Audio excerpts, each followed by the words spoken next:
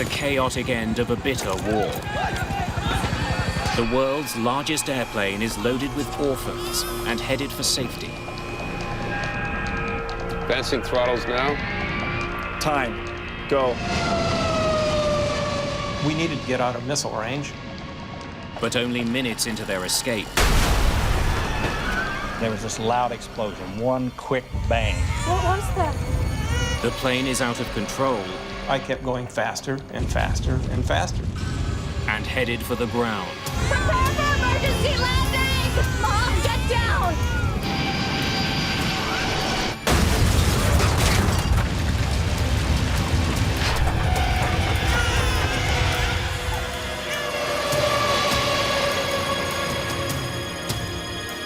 And then it was quiet.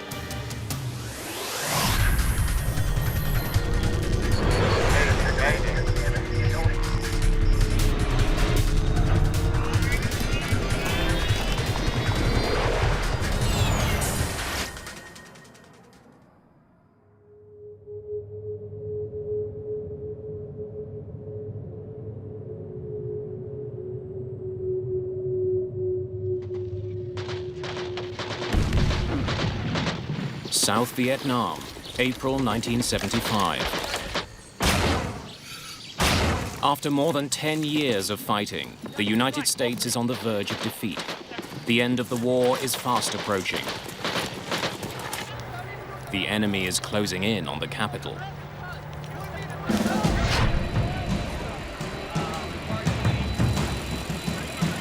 On April the 4th, at a military base in the South Vietnamese capital of Saigon,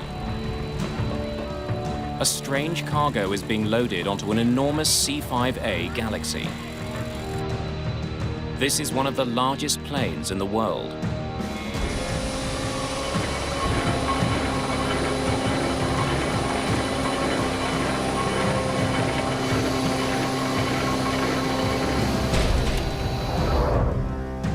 The C5A is primarily a cargo plane. Its hold is wide enough to carry tanks and tall enough to move buses. Above the cargo area, there's a small number of seats. Both the passenger area and the cargo bay are being pressed into service today.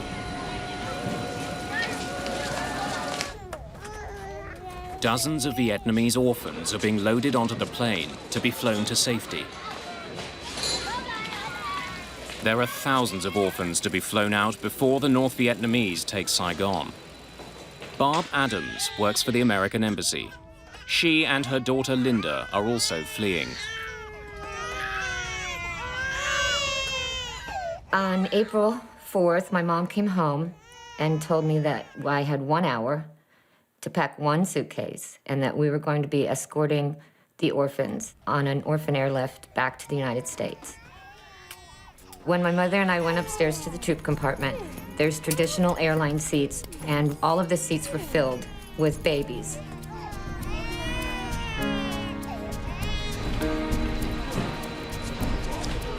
Sergeant Ray Snediger is in charge of loading the plane's massive cargo bay.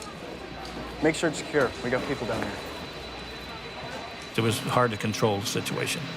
So many people were there, so much news media, so many people from the orphanages, so many military people, that it was actually pure chaos. Just the day before, American President Gerald Ford announced the start of this desperate mission of mercy, a remarkable effort called Operation Baby Lift.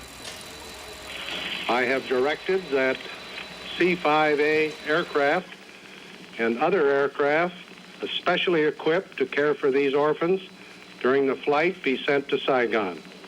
I expect these flights to begin within the next 36 to 48 hours. Arnold Isaacs was covering the end of the war for the Baltimore Sun. We had transport aircraft flying into Saigon every day, unloading military supplies and going back empty. And so it was decided that they could carry out the orphans on those returning flights. There were a lot of cameras and reporters out there covering the loading and the departure of the plane.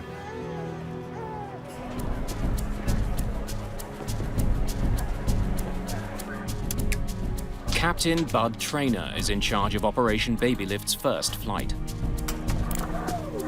I got a call from the command post back in the States, and they said to me, how many people could you take out of Saigon if you were asked? Because of the last-minute nature of the flight, they're running behind schedule. The plane is already 5 hours late, and Captain Traynor wants to be in the air. He orders the cargo bay doors to be closed. Tell me what. Doors closed. Loadmaster closed cargo bay doors.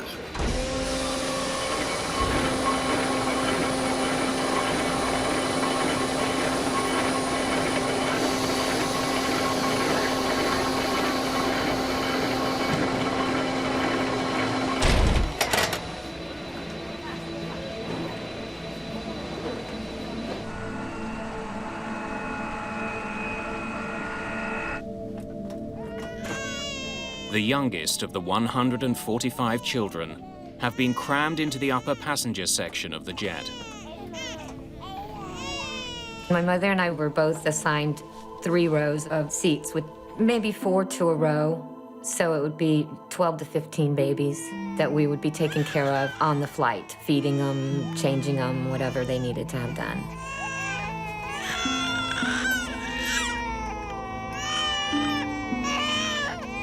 Ina?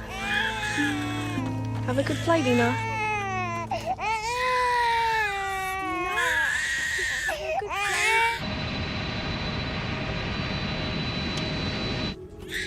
There are 102 older children in the cargo area below. A number of adults from the American Embassy are also down here, keeping an eye on the orphans. Getting out of Vietnam starts by leaving the safety of the US base. Advancing throttles now.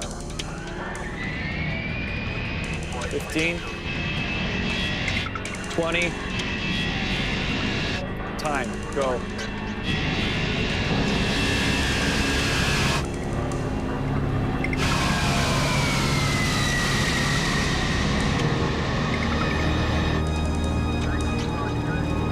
Gear up.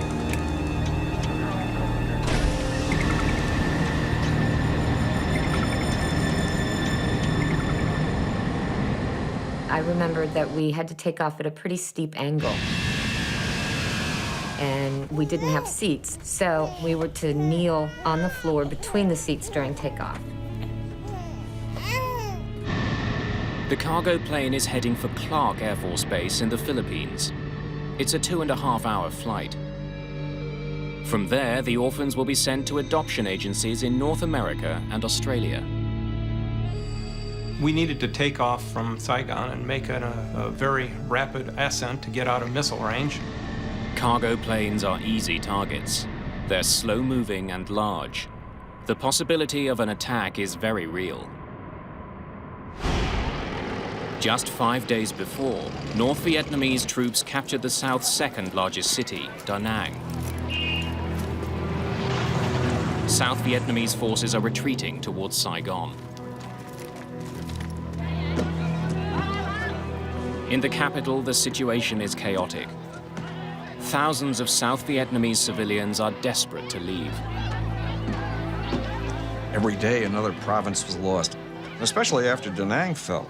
The population of Saigon, I think, began to fall into a sort of a paralyzed, petrified terror.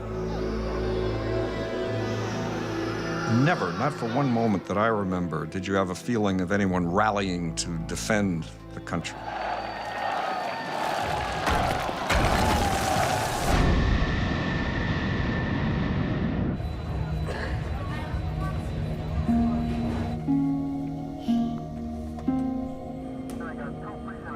How's the air in the troop Compartment.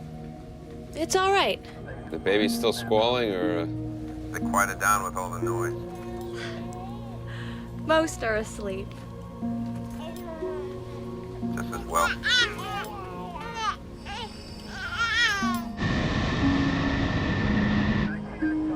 Then, shortly after takeoff, as the plane climbs through 23,000 feet,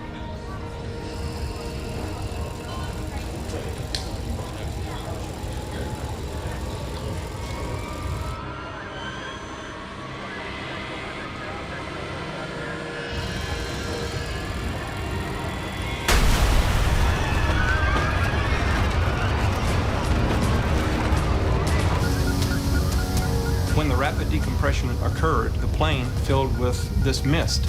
And so until it dissipates, you cannot see. And there was this loud explosion, one quick bang. What was that? And she said, I'm not sure. And you could feel the plane heading downward. Debris started flying around.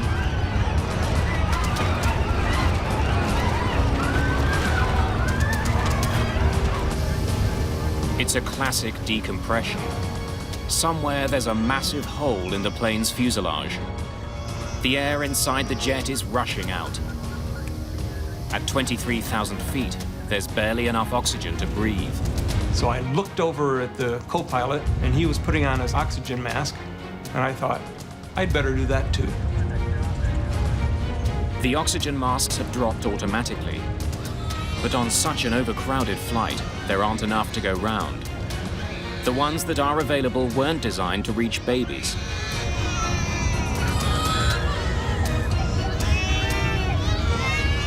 As I looked out the window, I saw the ocean. And I said to my mom, I said, we're crashing, aren't we?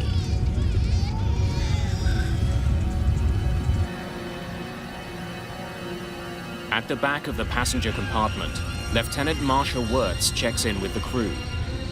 From there, she can usually see down to the cargo bay below her. Pilot, this is Wirtz. I'm at the top grade of the troop compartment. I can see the China Sea out the rear of the plane. What? The cargo door is gone.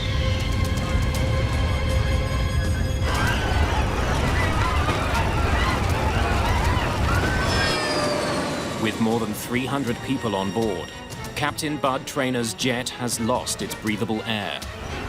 Somehow, his massive aircraft has been badly damaged. And he's a long way from a safe place to land. The inaugural flight of Operation Baby Lift will not make it out of Vietnam. The next few minutes will determine if anyone even survives. Oxygen levels are dangerously low. Unlike the passenger compartment above, there are only a few portable masks for passengers in the cargo bay. My first priority after a rapid decompression is to get the aircraft back down to a breathing altitude for all the passengers, which is 10,000 feet. Taking it back to the airport. And so I turned 180 degrees, and now I'm heading back for Saigon. But before he gets back to Saigon, Sergeant Snedeker. Trainer needs to know how bad the situation is. The airplane is going down in a left bank. At that particular point, I sense that we're going down. I go to the cockpit. Sir! See what's going on. And Captain Trainer tells me to go to the cargo compartment to see what's happening down there. When I was in my descent, I went to my maximum speed, which is what you're supposed to do, to get to 10,000 feet. I got to my maximum speed, and I pulled back on the yoke, and nothing happened. I kept going faster and faster and faster. Trainer's plane is diving to the ground, and he can't get it to pull up. At the back of the plane, Ray Snedeker descends into the center of the storm.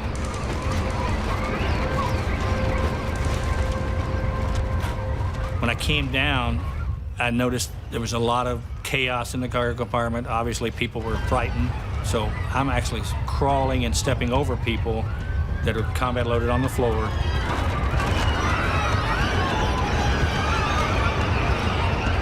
And I saw this huge gaping hole in the back of the airplane. All daylight back there. And then Snedeker spots what could be an even more serious problem. Hydraulic fluid is pumping out. Control cables are dangling in the breeze, flopping back and forth, and it just reminded me of looking at some spaghetti. That was the first thought in my mind. The flight engineer also notices that the plane is losing its hydraulic fluid fast. Pilot, we've lost number 1 hydraulic system.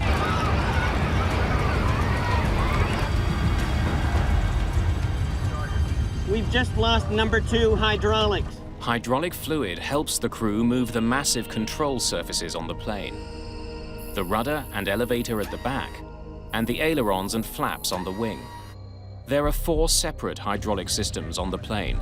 Now 2 of them are completely empty. And as Trainer dives towards 10,000 feet, his plane is going much faster than it should, and he can't pull up. And I kept pulling back on the yoke, thinking that I could slow down, pull back more and more and more. I'm not getting anything out of the yoke.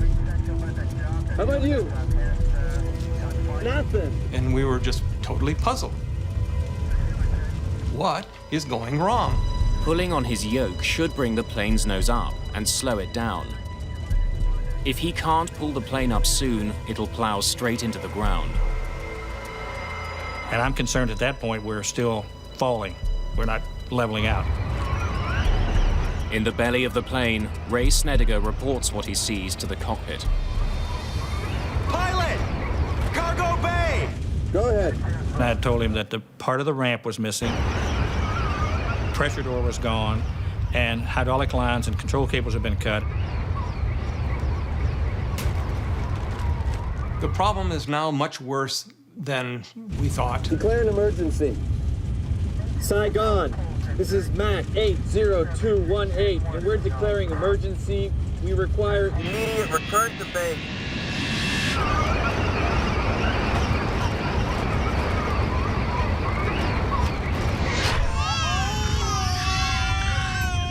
Unlike commercial airlines, there was nobody that came onto the PA system and announced what was happening.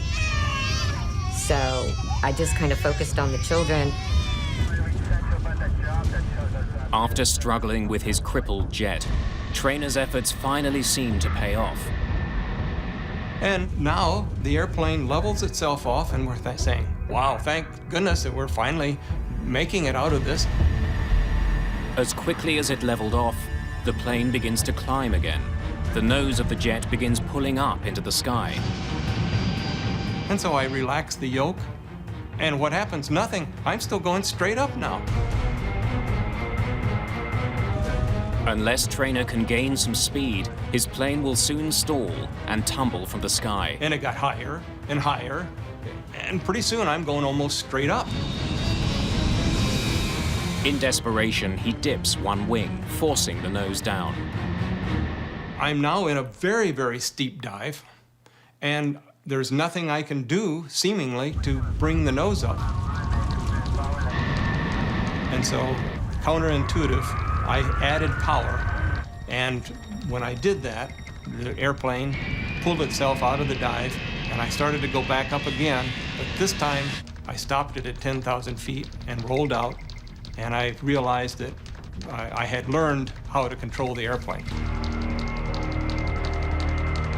Trainer can't control his plane's pitch as he usually does, by pushing and pulling on his control column. Instead, by gently increasing and decreasing power to his engines, he seems to be able to keep his plane level. At that point, I realized that my only pitch control was the throttle. The plane has descended to 10,000 feet. There's now enough oxygen to breathe. 100, it's safe to remove our mask. Gear down, before landing checklist. I headed directly for Saigon and began a descent and began positioning myself for a final, much like you would in a glider.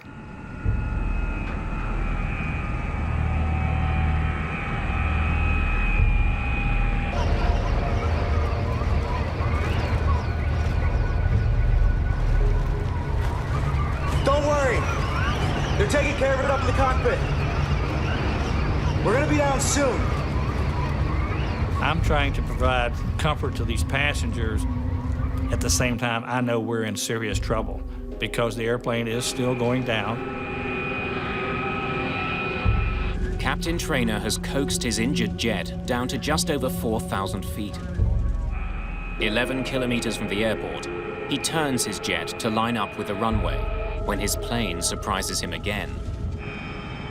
In the final turn to the runway, when I banked the airplane, the nose dropped and I couldn't continue my turn. I had to level the wings so that I had enough lift that the nose didn't keep descending.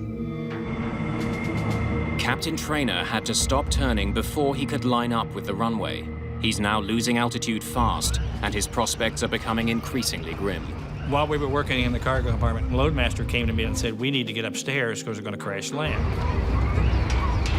When I get to the top of the ladder, I've changed my mind and think I need to be in the cargo compartment when this airplane does get on the runway so I can help evacuate down there.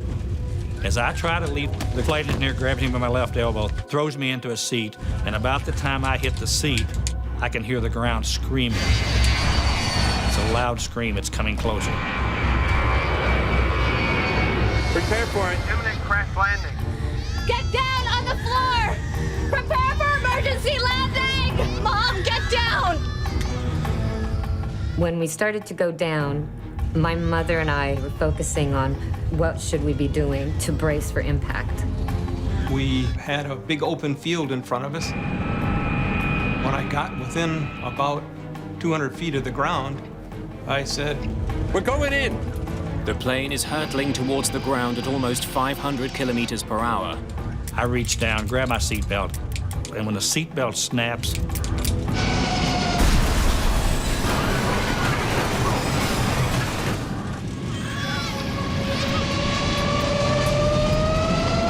we touched the ground relatively easily, and we popped back in the air. The jump seat said to me, "Bud, we're gonna make it." But I could see looming ahead of me was this huge, huge river. So I added power.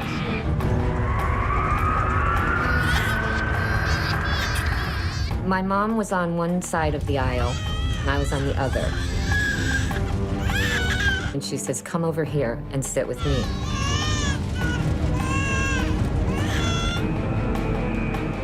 And even with full power at that point, I was still continuing to sink.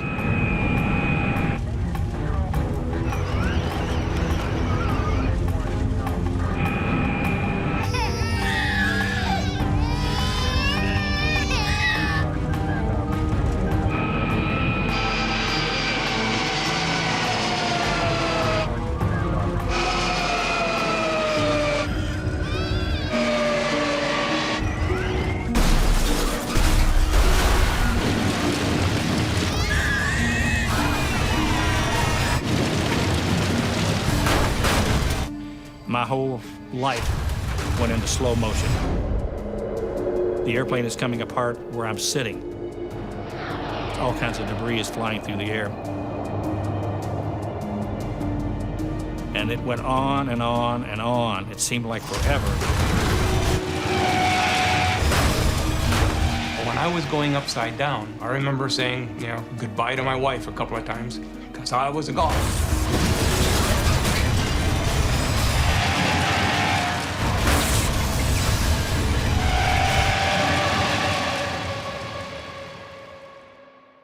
And then it was quiet.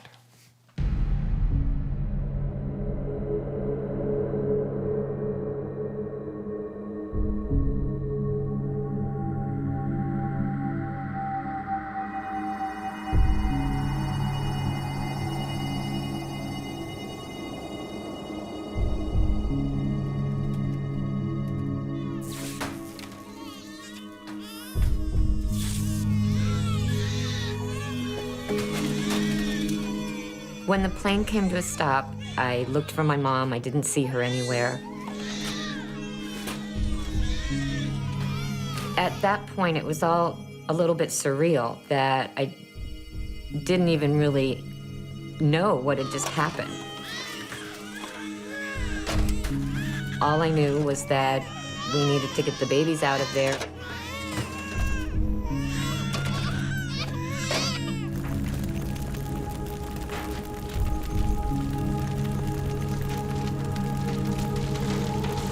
Trainer and the rest of the cockpit crew have survived.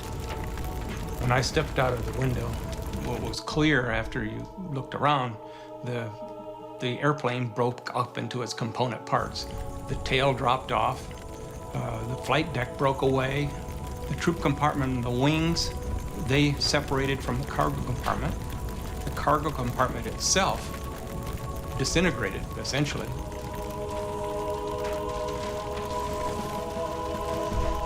Behind the cockpit, the plane's wings, which hold the fuel tanks, are burning.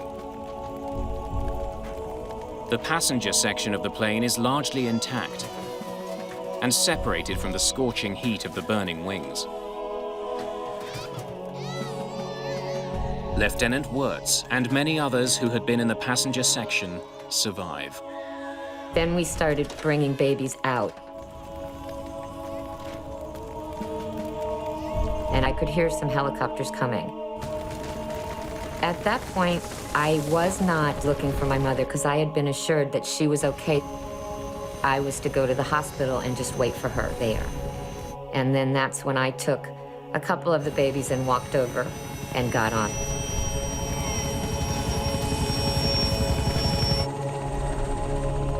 A day that began with the promise of hope has ended in disaster.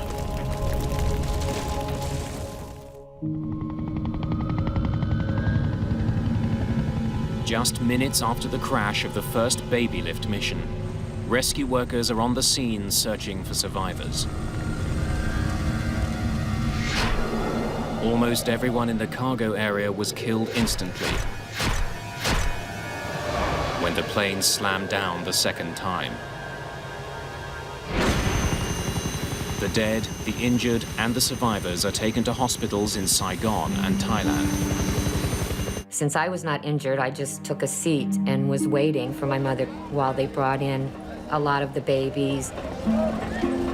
Then somebody came over to me and told me that my mother had died. I remember holding on for dear life, so she said, "Come over here and sit with me." Barb Adams' last decision was to be near her daughter. Just as I sat down on the floor, we must have hit. She flew forward somewhere. And that's the last time I saw my mother.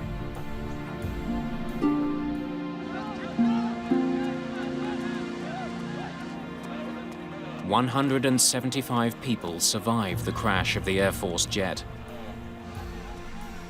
But more than 150 have been killed.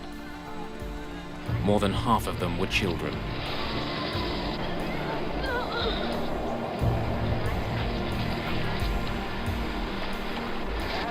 And it was really such a blow in what had already been a very tragic and sad story of the collapse of South Vietnam. And then who would have thought that in the middle of all that tragedy, that the American Air Force would crash a plane full of Vietnamese babies and small children.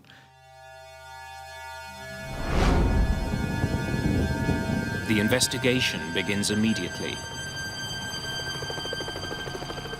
The next day, along with the investigators, Captain Bud Traynor returns to the smoldering wreckage of his plane on a special mission of his own. I had to leave a couple of crew members out at the aircraft. And so I went back the next morning. The bodies of 2 dead crewmen are still pinned down by the wreckage. So we took a lot of tie-down chains and put them together and did the old heave-ho with a whole lot of people to move the flap of wreckage that was pinning the 2 crew members.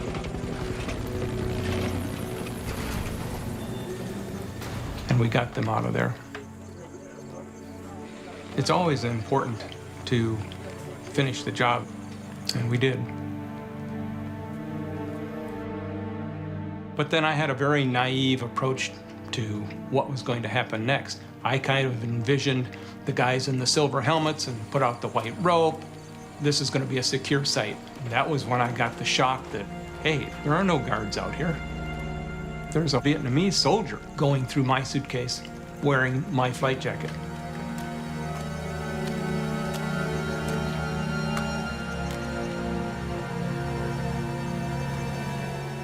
And he had an AR-15, and I didn't. That's my jacket. I'm Bud Traynor. And we established that my coat had the same name on it. That's mine. As my flight suit. And so the coat he was wearing was mine. So he begrudgingly gave me my coat and then proceeded to go through the rest of my suitcase.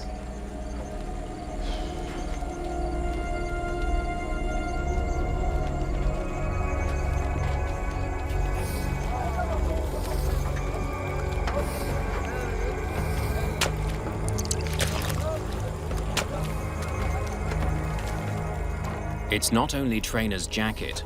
Looters are picking the plane clean. Dave Scheiding is a structural engineer with the Air Force. When we got to the site, we had some concern to begin with because there was a tremendous amount of civilian people out there actually picking up parts, which, of course, that didn't help us much as far as the investigation goes.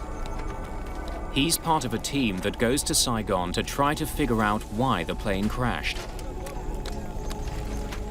This investigation was very unique from a couple of standpoints. The first standpoint, of course, the people taking parts away from us, but second, the country was in extreme chaos. It was essentially falling. Frank Huskin is also part of the investigative team. The NVA and the VidCong are all around, and we were only out there during the daytime, but it was a very uncomfortable feeling. Very uncomfortable feeling. One of the first things we wanted to rule out was sabotage and a bomb. So we brought in dogs from the Philippines, bomb-sniffing dogs. Taken back there to the rear of the plane. With North Vietnamese soldiers so close, a direct attack or sabotage are obvious theories.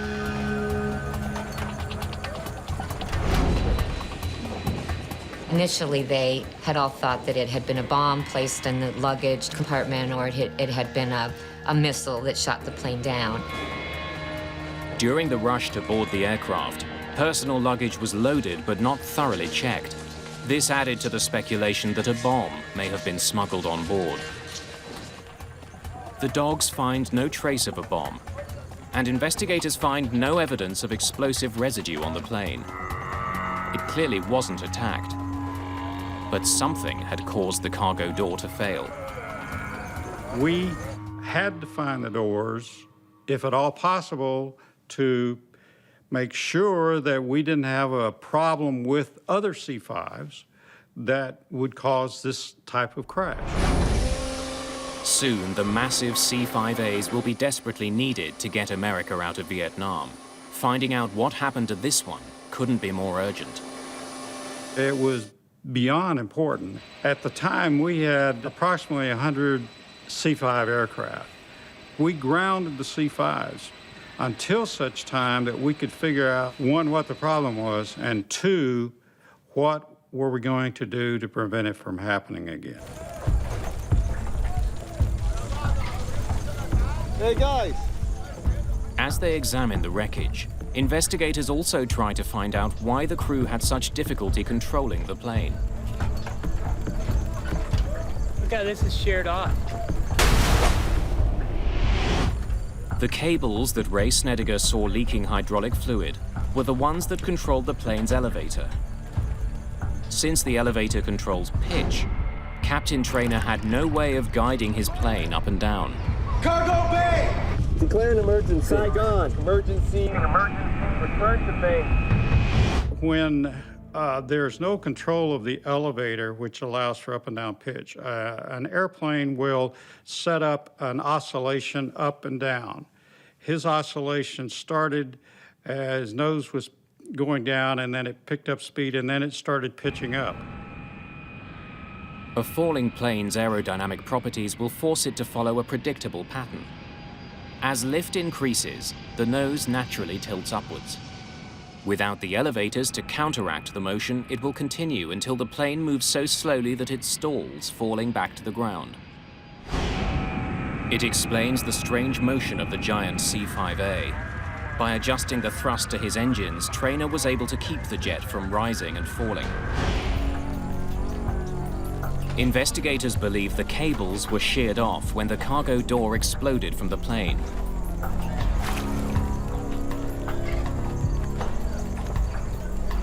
But they still don't know why the door failed in the first place. Then we made the determination we were going to have to try and find the doors. But the doors are somewhere at the bottom of the South China Sea.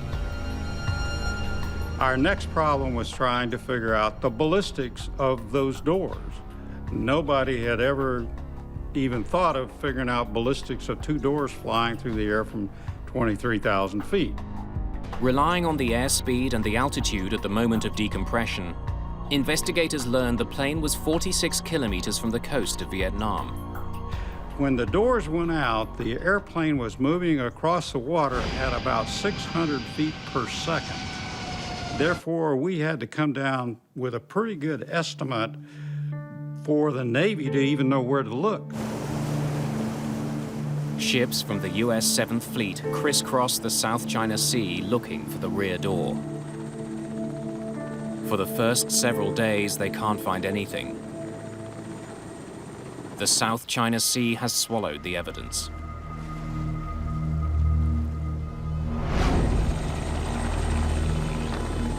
At the crash site, investigators are becoming increasingly frustrated. A great deal of wreckage has been stolen by scavengers. An important clue could be among the pieces taken away.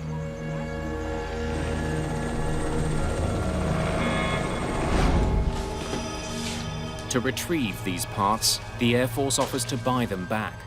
The strategy was to provide leaflets throughout the city of Saigon and the surrounding area. We want every piece of material from the aircraft back, and we will also pay you if you will turn this in to us. 11 days after the crash, flyers are delivered to local officials and distributed throughout the city. Investigators do eventually recover the camera that was used by a film crew on board the plane. They hope it can show them exactly what happened.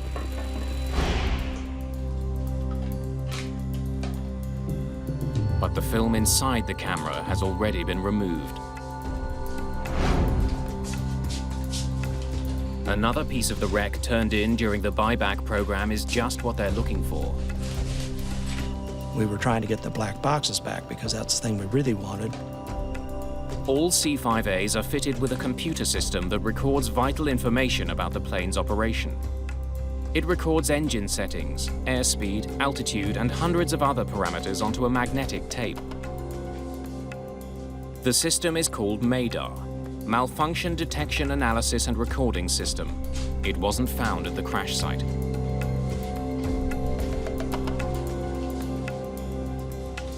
The Mayday is eventually returned for a reward, but it proves to be a disappointment.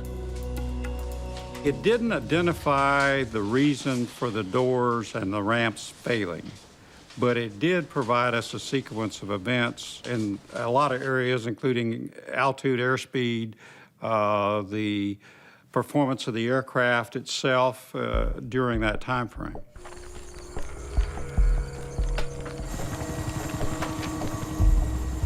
As investigators continue to look for the cause of the crash, the situation in Vietnam gets worse. 2 days after they receive the Mayday, the South Vietnamese president resigns. On April the 23rd, 100,000 North Vietnamese troops approach Saigon. The noose around the city is tightening quickly. While we were out in the rice paddy, you could see burning hamlets and villages, and in the distance they were on fire. You could hear the explosions and so forth of mortars. While the situation in Vietnam continues to unravel, the US Navy finally has some success at sea. On April the 26th, they find the cargo ramp and part of the pressure door of Trainer's plane. If investigators don't find the answers here, they may not find them anywhere.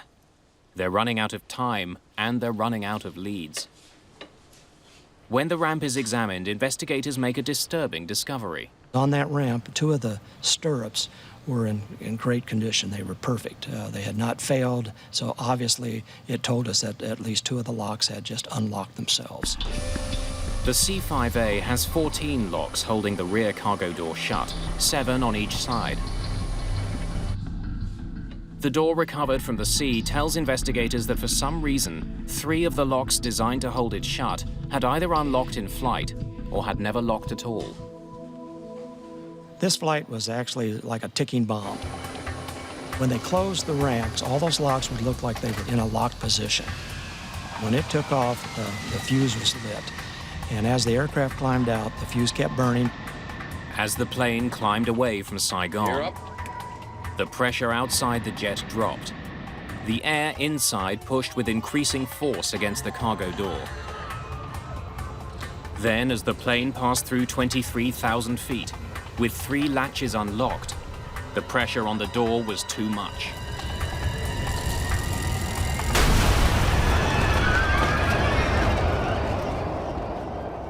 With the 3 locks that failed all in a row, it was just too much load for the other 4 locks to actually pick up, and which resulted in the catastrophic failure of the ramp itself. But investigators still don't know why the locks failed. Before they can find the answer, the situation in Vietnam deteriorates completely. Saigon is under siege.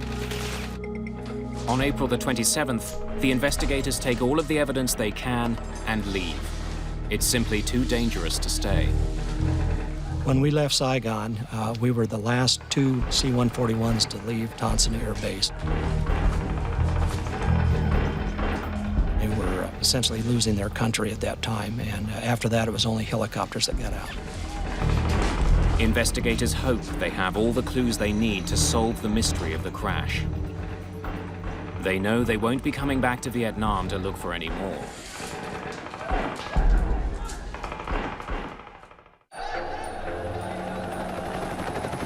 April the 30th, 1975. The war in Vietnam ends. From the rooftop of the American embassy, the last remaining Americans in Vietnam are flown to safety.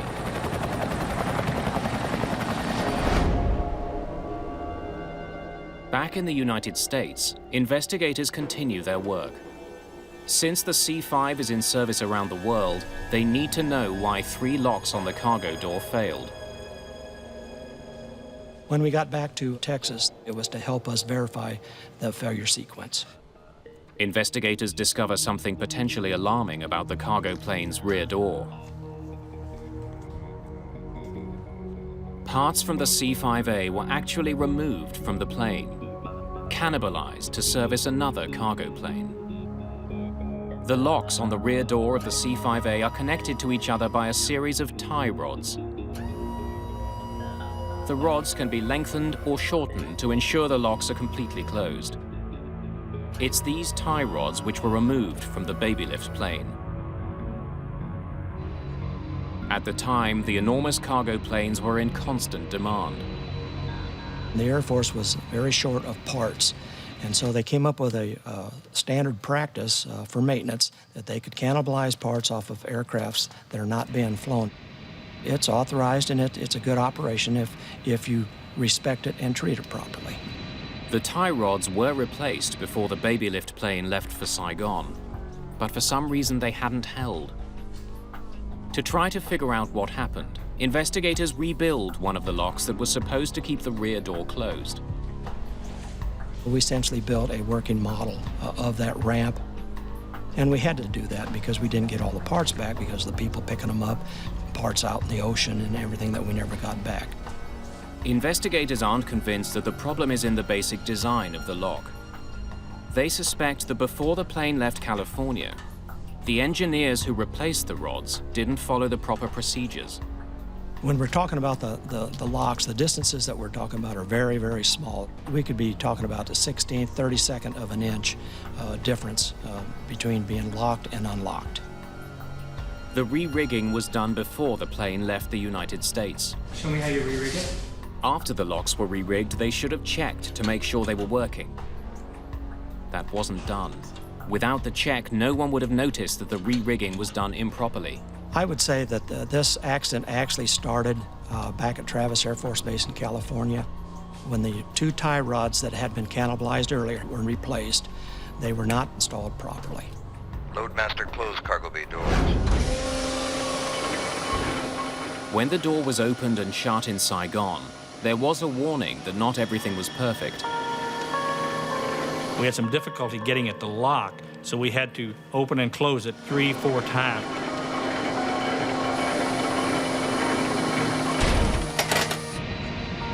But it seemed to be routine, and in the heat of the moment, we didn't think anything about it. But 12 minutes after liftoff, as the plane continued to climb, The 3 improperly closed locks were forced open by the building air pressure. The remaining locks could not take the extra load.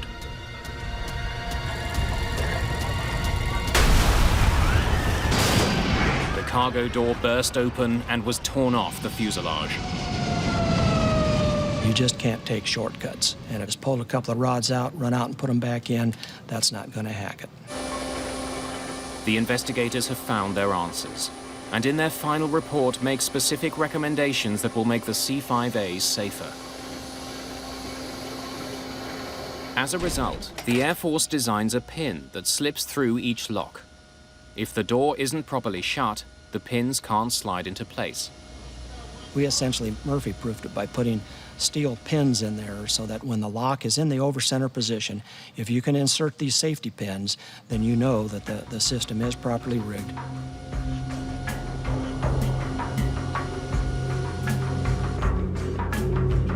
Ray Snediger retired from the Air Force as a Chief Master Sergeant. This mission was probably the most discouraging in some ways based on part of the outcome. But also, it was refreshing in the fact that we displayed such good airmanship, such courage, and we were able to save so many people. After 28 years of service, Bud Traynor retired from the Air Force as a colonel. I think everyone second guesses themselves to see if there was something else that they could do. I am very fortunate in that I never found something that I said, I sure wish I had done X. It just wasn't there. That pilot did a super job. The fact that anybody survived this crash is just remarkable. The ones that were saved are very fortunate that that particular crew was in charge of that aircraft. Being a pilot myself and knowing they only had 1 aileron and 4 engines, by rights they all should have been dead. Investigation Board does not normally recommend decorations. That's not part of their job. But in this case, we recommended to the Air Force that they be considered for a high decoration. Surviving crew members, including Captain Bud Traynor and Sergeant Ray Snediger, were awarded medals by the Air Force for heroism and extraordinary achievement.